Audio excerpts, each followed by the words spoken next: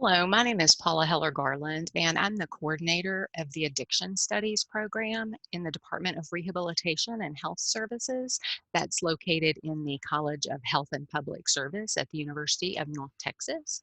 Today, this presentation will include basic information on becoming an addiction counselor in the state of Texas. We'll start by letting me share my slides with you.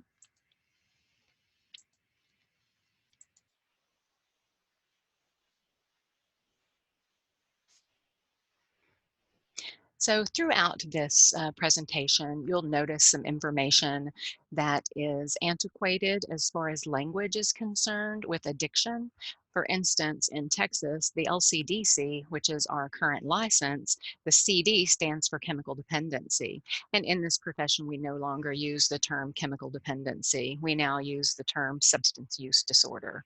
So you'll see that in a lot of the rules and regulations or the laws that govern licensure in the state of Texas, because in Texas, our licensure rules are governed by legislation. So those don't change very often.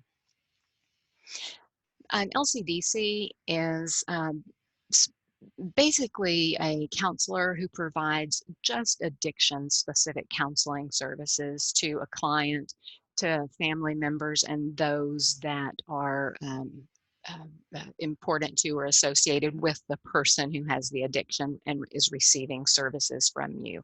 So we do have a scope of practice that limits our counseling only to addiction and the related issues. So we don't diagnose depression or any of the other diagnoses that are in the scope of a counselor that is licensed at the master's level. So again, we are strictly working with people who have addiction and serve and providing services to the person with the addiction, their family member, any other significant person that's involved with the person who has the addiction. And so that means we're not qualified to treat people who have mental health issues, uh, as I mentioned before. So the steps to becoming an LCDC, everyone who wants to be an LCDC has to start here at this place.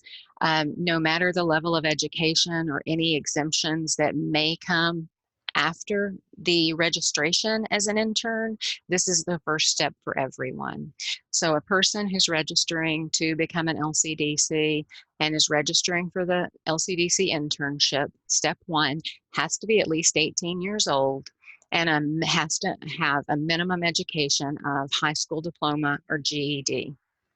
You would also need to complete the 270 clock hours that the state determines are meet the requirement. So for instance, 270 clock hours equates to 6 college courses that are 3 hours. So the minor in addiction studies at the University of North Texas meets that criteria.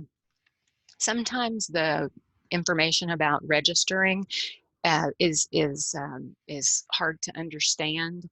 And for those of you that are at the University of North Texas, you are likely already exceeding the minimum requirements. So I just want to point out, when you get to the addiction related education there, if you already have a bachelor's degree or you have the minor in addiction studies, those education requirements are being met there. It just looks like it's spelled out a bit different. Then you also have to have a 300-hour practicum. And with the education and the practicum component, I'll come back to that in a moment when I talk about the exceptions of those of you who are students at a 4-year university. And I'll also talk a little bit about those of you who are looking at or have obtained a graduate degree. The requirement for registration also includes a criminal history background check. If you do have a criminal history, I would take a look a little more in depth at the criminal history background requirements, because it is some criminal, some convictions or charges may not necessarily rule you out of becoming an LCDC. I'll just give you a for instance. If you have a DWI, that doesn't mean you can never become an LCDC. There may be a waiting period, but it doesn't necessarily completely exclude you. Those who are completely excluded from LCDC are charges such as homicide or sexual related crimes. So if you have any criminal history issues that you're wondering about, I would definitely go to the state's website and take a look in more depth about the specific charges that might concern you. You'll also agree to a set of standards, ethical standards and practices that you'll abide whenever you are an LCDC, and then you'll submit your application and the related fees. There are some rules that are important to take note of. When you get your LCDC intern status, you are issued this status one time, and it lasts for 5 years. So as soon as you're given that status, the clock starts ticking, if you will, on the time you're allowed to complete the requirements of obtaining that license. And if you exceed the 5 years, one time the state, under certain exceptions, can extend that for 3 more years.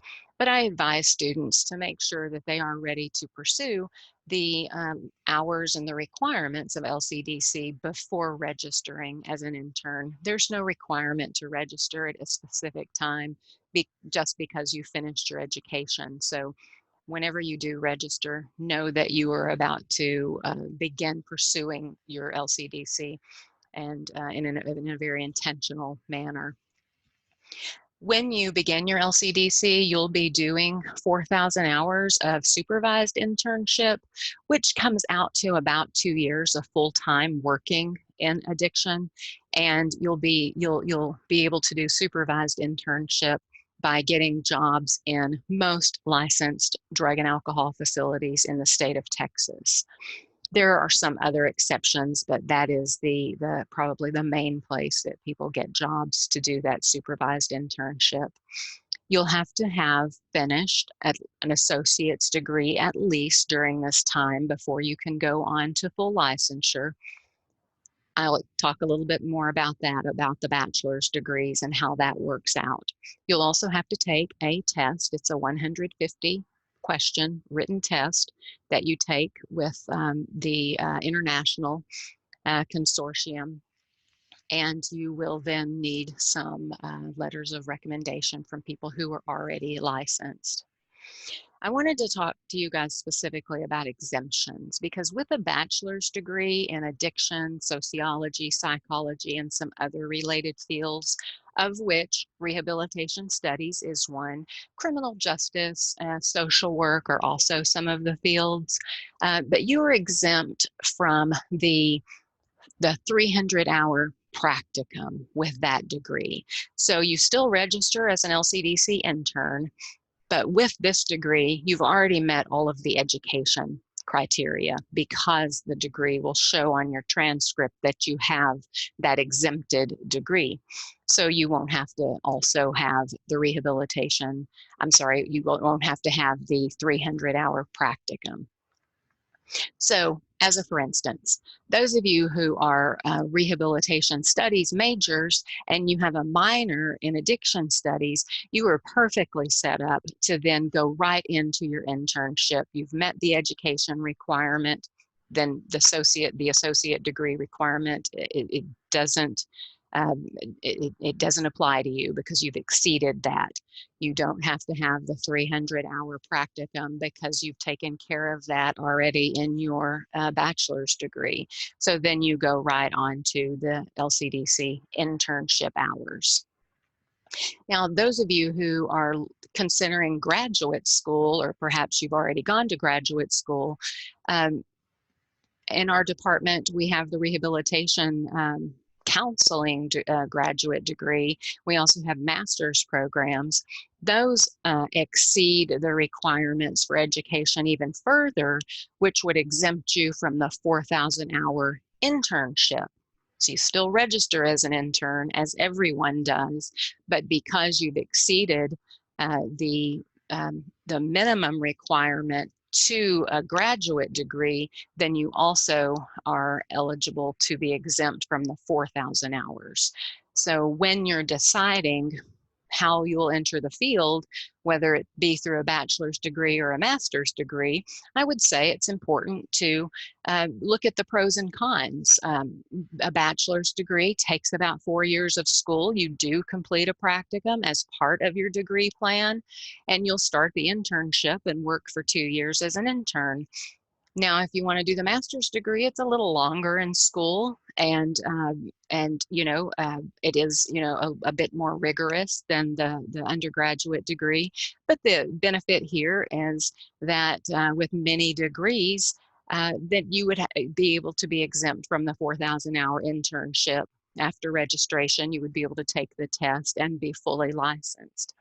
So those are some of the things that you might want to work through on your own about what the best path is for you.